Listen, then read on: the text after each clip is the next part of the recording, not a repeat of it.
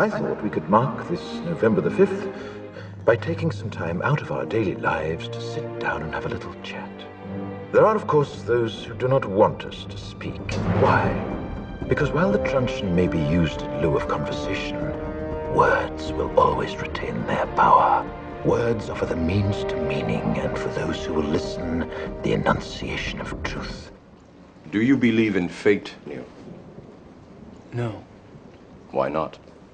Because I don't like the idea that I'm not in control of my life. I know exactly what you mean. Cruelty and injustice, intolerance and oppression.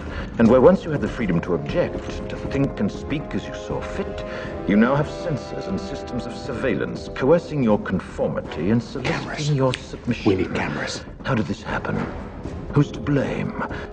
Well, certainly there are those who are more responsible than others, and they will be held accountable. But again, truth be told, if you're looking for the guilty, you need only look into a mirror. Let me tell you why you're here. You're here because you know something. What you know you can't explain, but you feel it.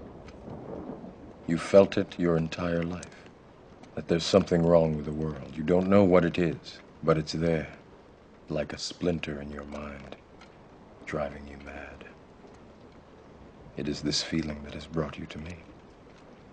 War, terror, disease, there were a myriad of problems which conspired to corrupt your reason and rob you of your common sense.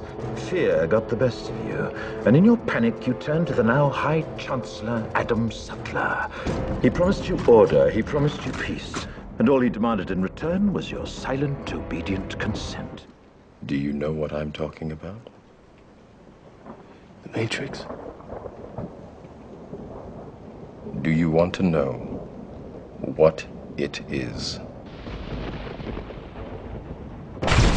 More than 400 years ago, a great citizen wished to embed the 5th of November forever in our memory. His hope was to remind the world that fairness, justice, and freedom are more than words. They are perspectives. The Matrix is everywhere. It is all around us. Even now, in this very room. You can see it when you look out your window or when you turn on your television. You can feel it when you go to work, when you go to church, when you pay your taxes. It is the world that has been pulled over your eyes to blind you from the truth. What truth? That you are a slave, Neo.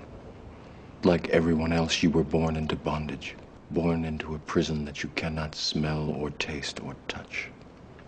A prison for your mind.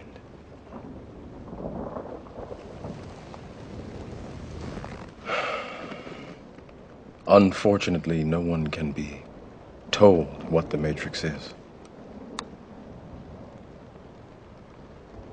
You have to see it for yourself.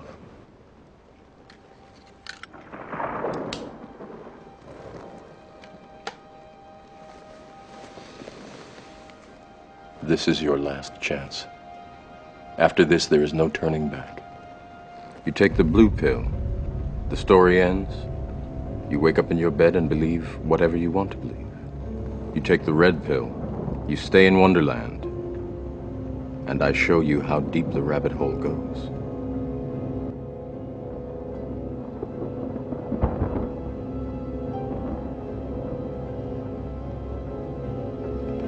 Remember, all I'm offering is the truth, nothing more. And the truth is, there is something terribly wrong with this country, isn't there?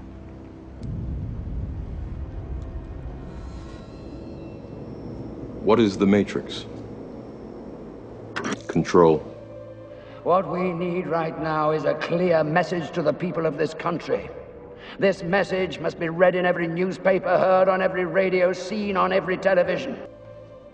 The Matrix is a computer-generated dream world, built to keep us under control.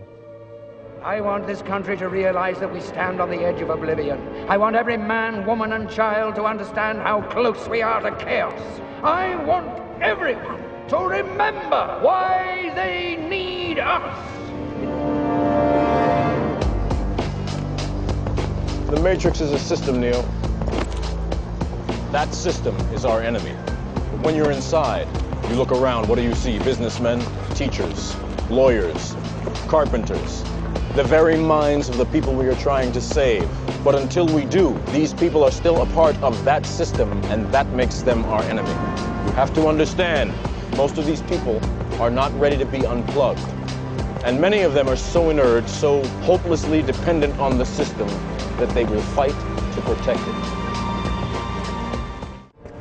Die! Die! Why won't you die? Why won't you die? Beneath this mask, there is more than flesh. Beneath this mask, there is an idea, Mr. Creedy. And ideas are bulletproof.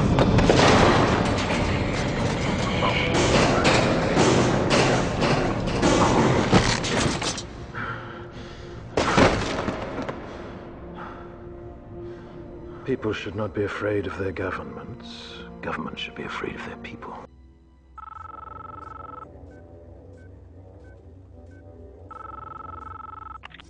I know you're out there. I can feel you now. I know that you're afraid. You're afraid of us. You're afraid of change. I don't know the future.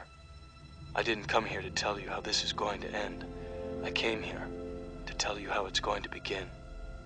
I'm going to hang up this phone, and then I'm going to show these people what you don't want them to see. I'm going to show them a world without you. A world without rules and controls, without borders or boundaries. A world where anything is possible. Where we go from there is a choice I leave to you.